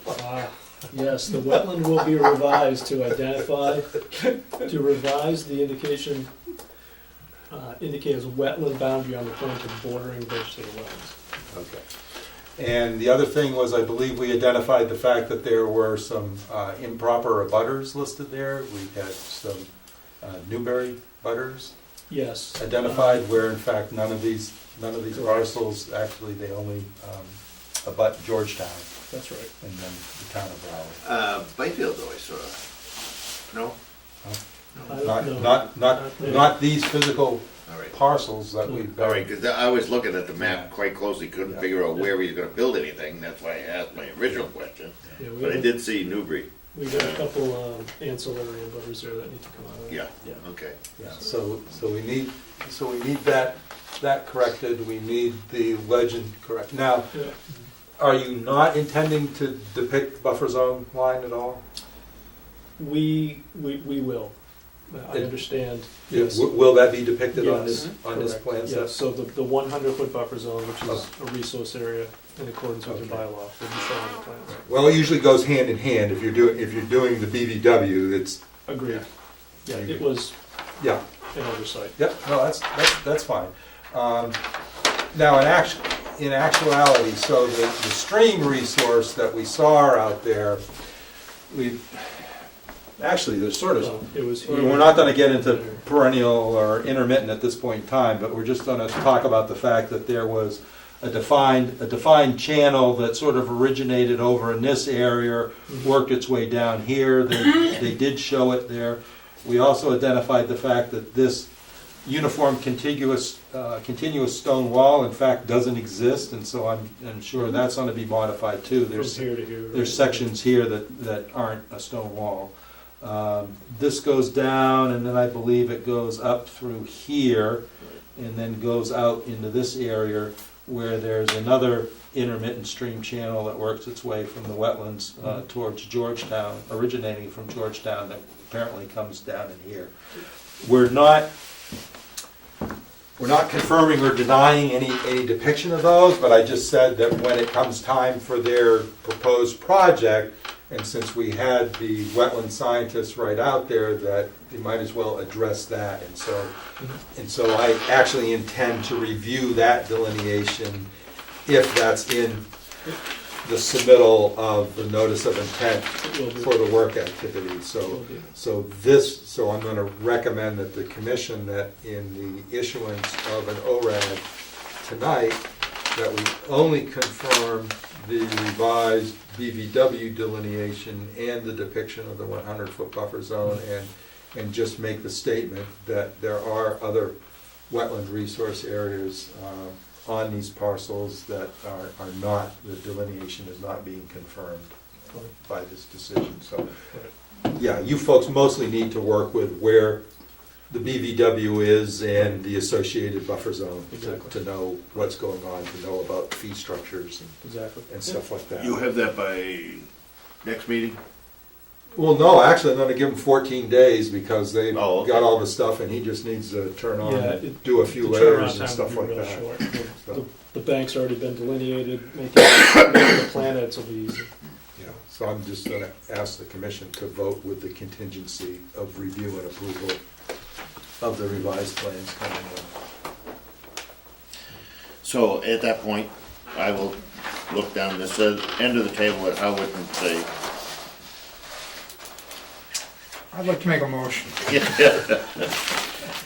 And second. second, all right, you guys are doing good tonight. All those in favor? Aye. Aye.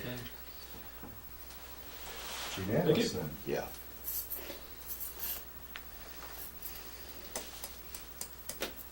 So we request that we get two wet stamped original signature dated copies and a PDF of same. Okay, we'll do. And the I PDF don't like is these kind of maps. The PDFs is scanned They're hard. into the wet stamp. I'm sitting here looking at that, and I don't know what that. Do we have a document? So- Is this, Yes. Oh, okay.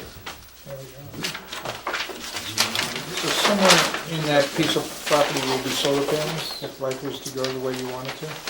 well, if the commission so wishes, I can share with you.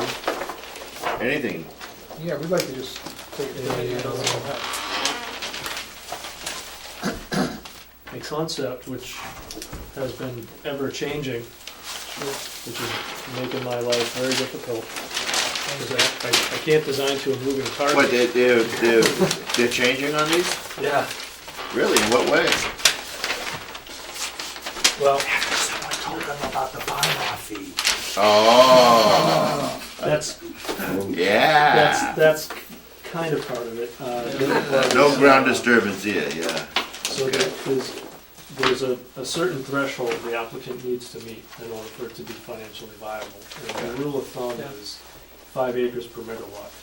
The applicant would like to get 5.99 megawatts. 5.99 keeps them under the federal government's radar, so they don't get. That's why they were all that size. I've been following other towns. Yes, that's Yeah. exactly why they're all that Yeah. size. So why do you gotta be less? What's the issue? I don't understand the logic and the laws behind it. Well, there's but- something about the, at least on the statewide, on the, what they're, how much they can deduct or kick back with it. Oh, that's tied to the size? Right. To power generation? Yeah, maybe that's a good thing. Okay. Okay.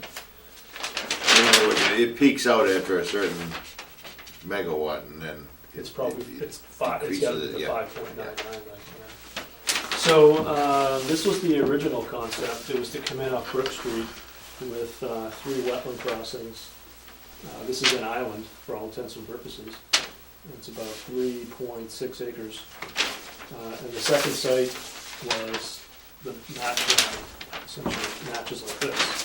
Continued the gravel access road down through here along the existing stone wall. And this is Now, what was that, forested? It's currently all All forested, forested. yeah. Too bad. The existing home is Yeah. down there somewhere, where that cookie is. I knew there was a lot of land out there, but it's a shame that it's forested.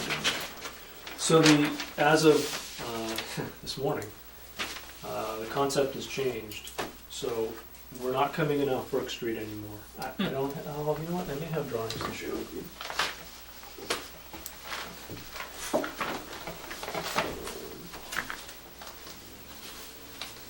Where's Brook Street? Is that in, Forest Street yeah, goes up, and I'm trying to Oh, here we remember the name of go. the it's on Georgetown. No, but you're close. Right there by the road. Forest Street or the other street that comes off of Weathersfield does It's go down into there, Georgetown. about 1,000 feet Yeah, okay. from Brook Brook Street kind of parallels to Georgetown right on the water. So, as of this morning, well, yeah, as of about noon time, this is the concept that we're going to finish engineering if we can by sometime next week. Wow.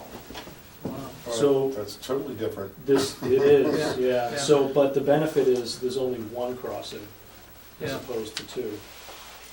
And we're using part of the property. Power lines are right behind there somewhere, aren't they? Right down by the house, I don't think so. I'm not sure, to be honest. I know there's power lines out here, so what we need to Yeah. get to is a Yeah. three-phase power. Is this will so this generates DC power, of course, and it's Yeah. converted to 3-phase AC. Then we'll tie into the Well, power grid. Bruce on the other Tompkins side. is the 3-phase coming down that way, Yeah. Okay, which is over here. That, Yeah, just right along. right there. Yeah. I So mowed the- that power line. the phase 1, which is just part of this, will be essentially what's left if I cover this up. Yeah. So it'll be this and this. So we'll still need to make 1 crossing, which is better than 3, which is what we originally were proposing. But none of this will be visible. You won't see any of it. No, this is all heavily forested, Yeah. all in here. Right. And Well, I was gonna say, Right where down, it's- it tapers and tails down Yeah, towards the exactly. street, that is Yeah, probably so- gonna be visible. But so this is subject to criticism at this point. Yeah, absolutely. Which is Does why this stay, these people stay here, or do they live here? she said we can rip They the live house there. down if we have to and Okay. fill this whole Oh, site really? with solar panels. But you know, she needs the stipulation is the 5 acres per megawatt. And right now, the applicant doesn't have the 30 acres. Right, it'd Yeah. be about 6 times 5. It'd be about 30 acres. This whole parcel all in here is, like I said, is about 62, but most of it's wetland. Yeah. She does own a piece, Maven Irrevocable Trust owns a piece over here, and there is an island. There's another island like this one on the other side of this wetland. I don't know if you picked up on it when we were. Well, we didn't, Yeah. that wasn't part of what we No, were it doing. wasn't, but as we were turning the corner here, if you looked left, you could see the. Yeah, see that the land went up, yeah. Yeah. What's that, an island in a lowland? Well, It's like these this. seem to be sort of the, forested hummocks or whatever that then are surround, but it's still forested even where the stream resource is, except the one here because the marsh is more extensive, it opens up and is an open area, and there's evidence of past beaver activity, which more than likely had to do with it becoming less treed than it presently is, so. So we don't believe that utilizing this would be an option, because the wetland crossing would be vast. But it looks like you got some acreage right there, I mean, So- Jesus. Here, so this is a 2, 5, 5, and about 1.5. Hmm. So not quite enough.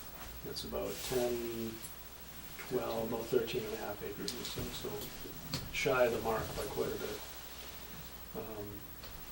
One option is possibly for the applicant to purchase this parcel, which is owned by a trust. This piece over here is about 20 acres or so. Now, the perennial stream, there is a Great perennial Swamp stream Brook. over there, Great Swamp Brook, yeah.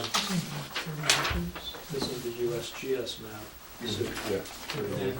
the limit of this parcel is this, on this side is this little dog leg right here, right there. Yeah. So the Great Swamp Brook runs through there like this. So perennial this way. This is the stream that we're referring to when we're pointing out this stream in here. That's that perennial one. Excuse me, intermittent. So that's the game plan for now. So hopefully sometime next week we'll have that notice of intent to Brian. All right, did we already? Yep, Yep, took care of business, so we need time to get on. let's go. Mr. Pacenti's here, he's Yes, waited a long time. very patiently. For 63-134. That's right. Thank To you. be appropriately retired.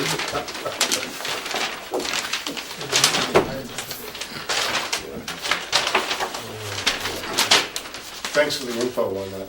Sure thing, yeah.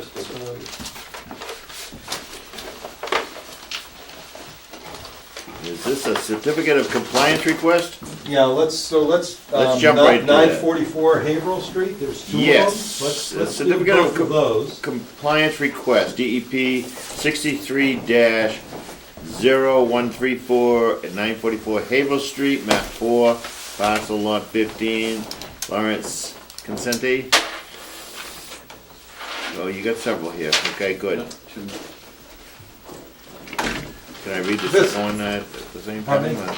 Do them Well, separate? no, let's dispense with each one Okay. so there isn't any confusion. So 63-134 is the one that I commented on that we had fits and starts with trying to deal with this. The last fit or start was 2005, where it again trailed off because of unclear references to why the tree planting and Yes. the confusion of the tree planting getting associated with, I recall this from last time. yeah, with 63-259 type of thing, and never getting cleared up by Mr. DeCoulis. So anyway, so now we finally have established clarity here, and the clarity is that 63-134 was originally a notice of intent application that called for the establishment of fencing, may I call them paddock? Yes, May I say paddock fencing, and the planting of some trees, it was anticipated willows, in order to try and address the high groundwater situation. And somehow, something got disconnected, but the initial partial planting of the trees resulted in failure, and I guess there was a replanting a little Second later attempt, on, right. second attempt, and that resulted in not a success, not the survivability of the trees. And so now that we've identified that that wasn't some requirement that the commission had issued, as there seemed to be some type of confusion that might have been. They've firmly established that they no longer wish to pursue, and since the order of conditions has expired, they would like to receive a certificate, a complete certificate of compliance, closing out this notice. They have put the fencing up, but they no longer wish to pursue or attempt any further tree planting. And so in this situation, the only way I can see to resolve it is just to issue a certificate of compliance, declaring it complete and just saying that that's it. Done, they've done what they could do, were successful in doing. Do I hear a motion? So moved. Second? Second? All in favor, aye. Aye. Thank you. Thank you. So that's one, right? I'm sorry, There's one. who seconded I it? did. Dan, thank you. And it- And let me pass that around. Pass that one around. Your signatures. It's unanimous, Yes. complete. COC. Okay.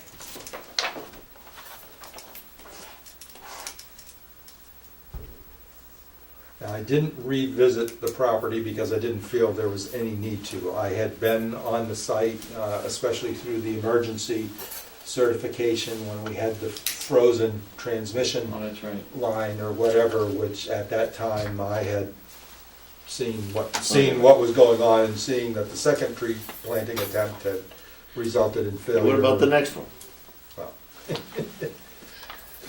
No, when I showed up, it was the second go around. You have to understand, this thing started in Before my time. 1992. Yeah. You remember that, Judy? Yes. Were you the only one there? Okay. Nobody else was there? Okay. Now, the next one, so we have a certificate of compliance request. DEP 63-0259. Exactly. And that was for a replacement subsurface sewage disposal system, which it has been attested that has been completed. The Board of Health issued their certificate of compliance. And we have, the last go-around on this was 2004, where I viewed an area that had not been stabilized and either Trusted it, vegetated or compacted. I can't remember whether it was the gravel drive or not. We've received a letter from Mr. John DeCoulis dated November 6, 2017, that he's inspected the septic line that runs along the easterly side of the track to the leaching field at 944 Haverhill Street, Raleigh, and found the soil had stabilized along its full length and all disturbed vegetation has been reestablished. I kindly request a certificate of compliance for DEP 63-259, and I will attest to the commission that my recommendation is the commission consider issuing a complete certificate of compliance with no ongoing conditions, Okay. if you so choose. We so choose. So I need Therefore, we to need a ask for a motion and a motion. second. So moved. All, second? Who's the first? Oh, no, we need it. Judy, you're gonna second, All right? right, you can second it. Okay. He moved, Judy moved. Second here. All in favor, aye. Aye.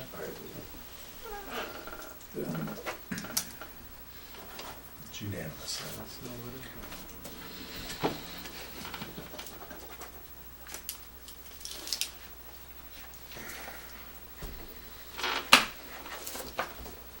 You can sleep at night. I hate to say it, but I've been sleeping at night. I know. Yeah. Actually, I appreciate Brett getting it finally resolved.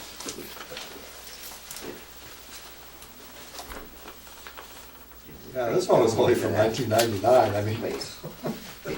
I didn't even know it was out there, you know? All right, we all done? Yes, we are. Thank you very much. For your Hope you're hearing patience. soon. Thank you. Thank you.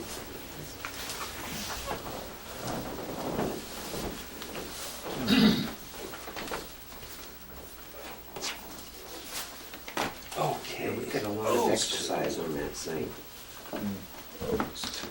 Really Times we're out there hiking. I get so excited because I found a Now, picture back frames. then, you guys used to all go out, right? Yeah.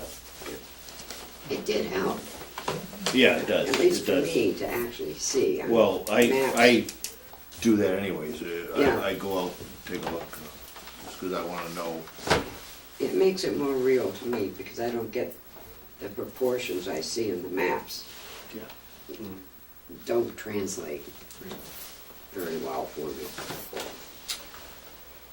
So, while we're in the certificate of compliance mood, Why don't I Why go don't we- to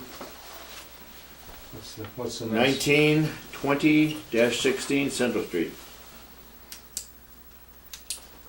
Okay, yes. 163 Central Street, Yes. map 28, So this- parcel 49 and 50, So this is a certificate of Freight Energy. completion, yes, this is the. Oh, is that the one that I was This is talking the Country about? Garden Yeah, exactly. solar installation. See? And they have taken care of all the issues. I measured all the 8-foot posts. They are now only exposed Oh, they by did. 48 inches. Meaning there's 4 feet of them They're deep in the enough. ground. You think? Anyway, Yeah. You leaned on them. I'm pretty sure they are, but no, I didn't extract them Yeah, out right. to see if they hadn't just pulled them out and cut them See, I off. had to just send a guy down there to cut them off. Just got a chainsaw down there. And Sounds like the wrong. spill containment kit has been All the way. hauled away, and all the established erosion control inside as well as outside as a Been fenced-in enclosure has all been taken out as So we can sign as off on that. appropriate. So I will. Now this would be the issuance, again, a certificate of completion. Let me pull the right folder out. That does have ongoing conditions, Which are? which are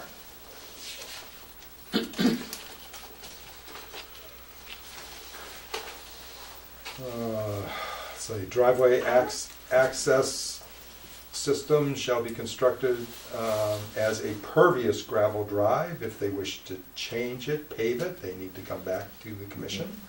Proposed stormwater management system shall be effectively maintained and kept functioning in perpetuity. The applicant, and basically the next one actually speaks to that more directly. The applicant shall maintain dense vegetated ground cover to ensure permanent stability of the site. So that's actually what attenuates the stormwater the best, is having thick herbaceous cover under all the panels. Snow storage and ice control, sodium chloride shall not be used within the project site. They put up the 2 rock salt prohibited signs, those are up. Plowed snow on the site shall be placed on pervious surfaces away from the bordering vegetated wetlands and pond. Those are the ongoing conditions. Hey, just a quick question, difference between compliance and completion?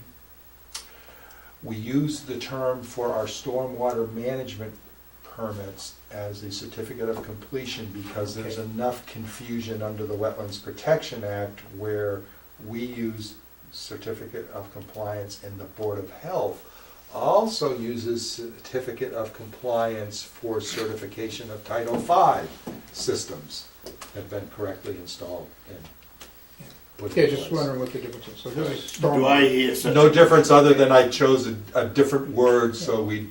You know which one we're talking about. Okay, thanks. Yes, you're gonna abstain. Mr. Dreyfus abstaining from this. Do I hear such a motion to accept this in So compliance? moved. Second. Completion. Oh, completion. Completion. All in favor? Aye. Nearly unanimous. Okay, I'm sorry, who seconded it? I did. Okay, and so therefore we got 1, 2, 3, 4, 5, right? 5 yeas.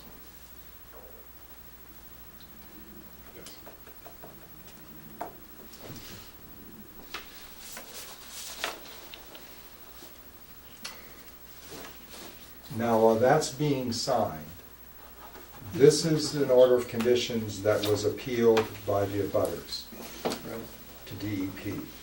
And DEP didn't find any validity Yeah. to Right. the Yeah, I remember appeals that. process, and so they affirmed, but they still issued a superseding order of conditions.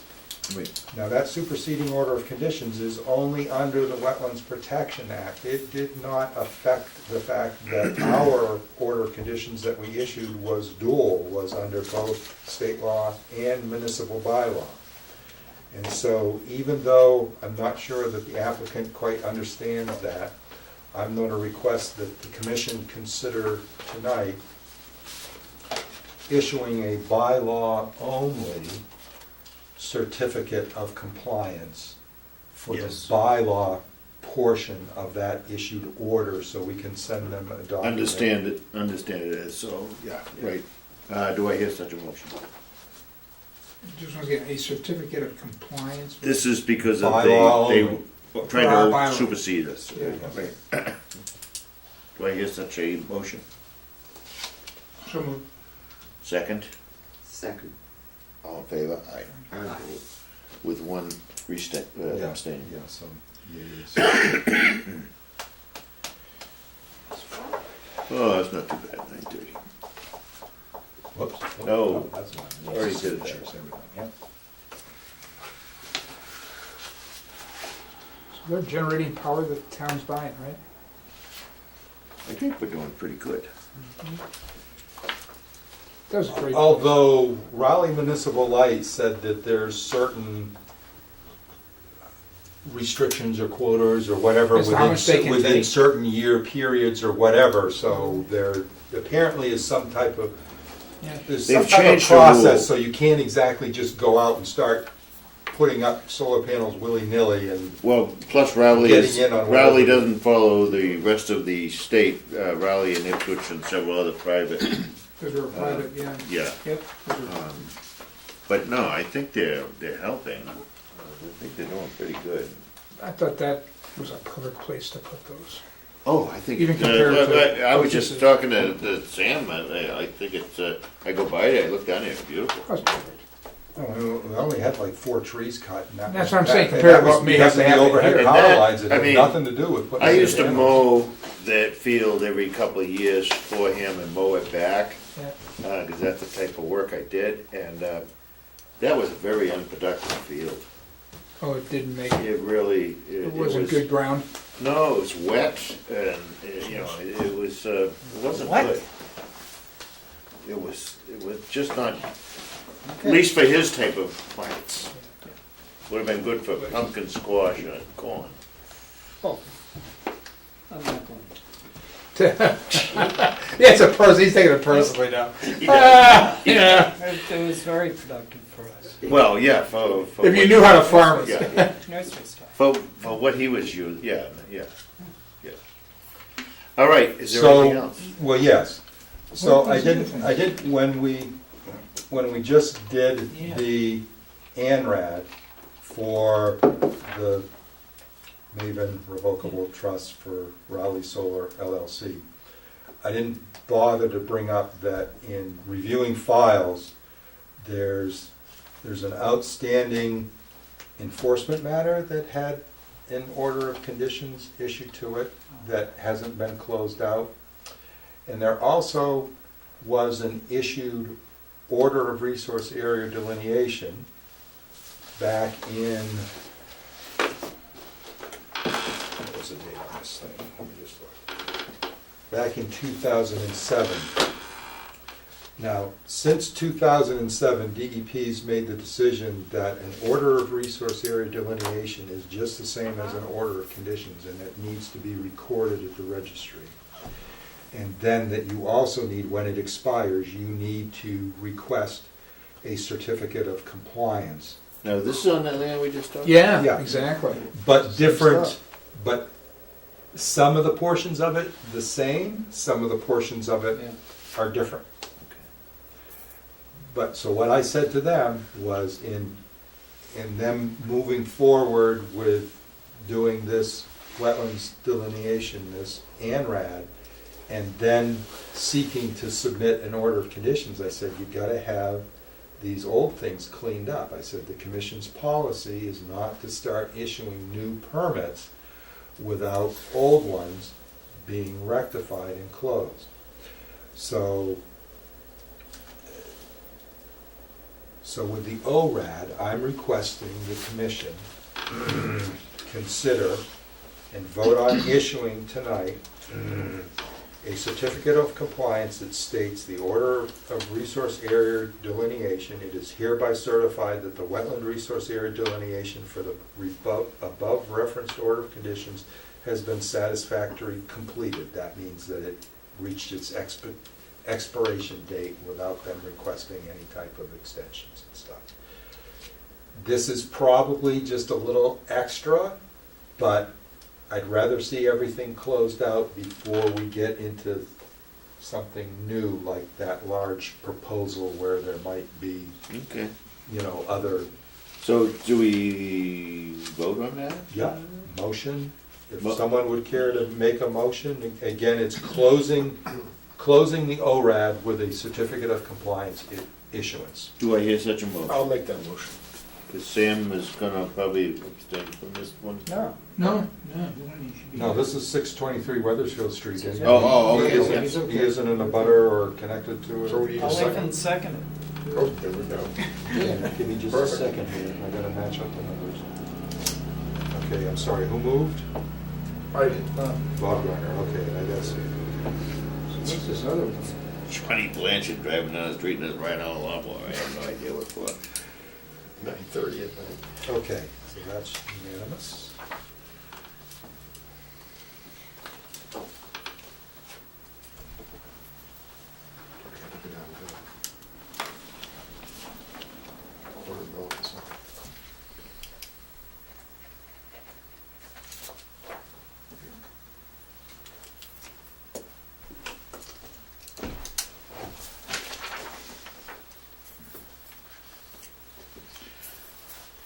That house on Cross Street that has the nice little pond in front that it took all the time to build, they're for sale. Well, that's one they never got back to me about. Well, yeah, putting that because I mean, the stuff last back in time the you and I woods. spoke I about just, that I just road. uncovered that little packet, I had it sitting out, waiting for her to call me back or whatever. Yeah. I was just wondering today why I'd never heard from her. They're in the Well, same- they had a road out there, 'cause remember, that Yeah. was It George goes down and back. Rita's, they had a woodlot out back, it goes way out back. Yeah, it was And, all the way back out to Ox Pasture Road. Oh, yeah. It's And, their rear boundary line. they wanted to increase the back, they have no backyard, really. And they wanted to increase it, but it is near a vernal pool or something. And There's two vernal pools actually flanking it, one on the. But I think they had enough room to do a little, didn't they? Well, the problem was, when I went out there with them, their property comes up and makes a corner. Yeah. And we couldn't find the bound that marked that corner because of the typical tangle of invasives and Yeah. buckthorn. I bet you probably could this time of year. Yeah, probably could now, but again, she never called me back to, But they put a sign up a couple of weeks after that, because you had asked me about it, and I said, oh yeah, I've been out that road. And, okay,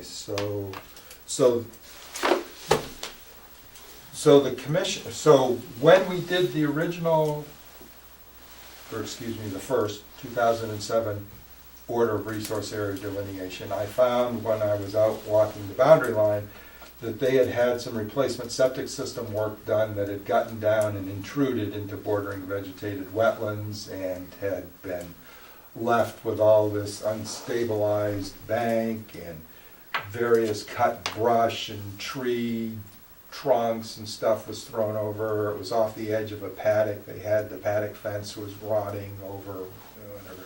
So an enforcement order was issued, a restoration plan was put in place. Camp Environmental was hired to oversee the restoration. They carried it forward, they got to 2009 and did the final report, but never requested a certificate of compliance to close it.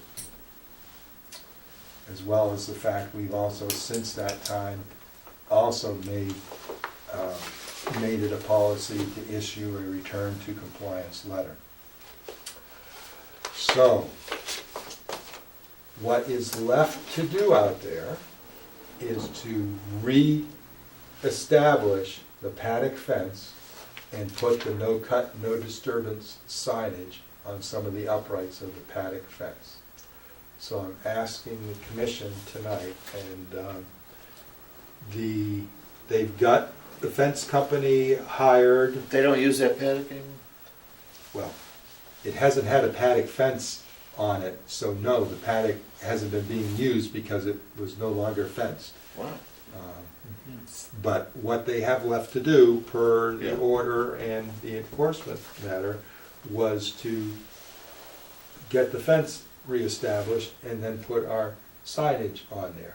I've got the report that everything's vegetated and stabilized, and actually while I was doing the delineation, I approached that area from the down gradient side, from the wetland side, and could see that it was all vegetated and had all been stabilized as it was supposed to be, and also hadn't all gone back to bittersweet and other stuff too. There was some invasive control component. So if the commission would consider tonight voting to issue contingent upon my making a final field verification and documenting the installation of the paddock fence and the erection or installation of our no cut, no disturbance signage, and that will complete the final component. Do I hear such a motion? And she's got someone to do it? I got an email right here that says that we've already paid for the fence and have an installation slot Okay. confirmed prior to the end of November. Okay, Do I hear a motion? so moved. Second? Second. All in favor, aye. Aye.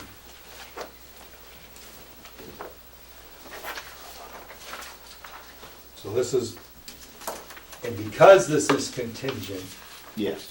and if we get an application and are considering the possibility of moving forward with the issuance of an order of conditions, we can put a condition in that order that says, This had to be. this must be consummated, closed out, and recorded at the registry in order to proceed with their construction activities. So that will even give them more incentive if it hasn't been rectified. But the end of the month isn't that far away, so.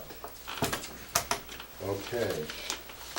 Now, before we go, we have a request for a continuance on the two 191 Main Street items.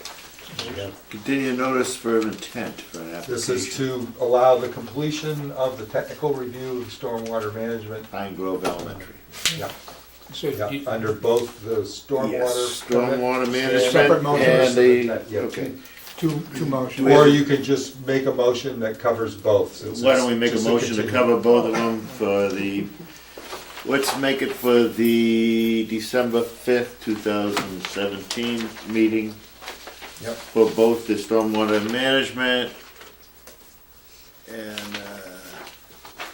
And notice of Notice of intent. intent. notice of intent at Pine Grove. So moved. Second. All in favor? Aye. Do I hear a motion? Guy like that guy. Second. Second. All in favor? Aye. Aye.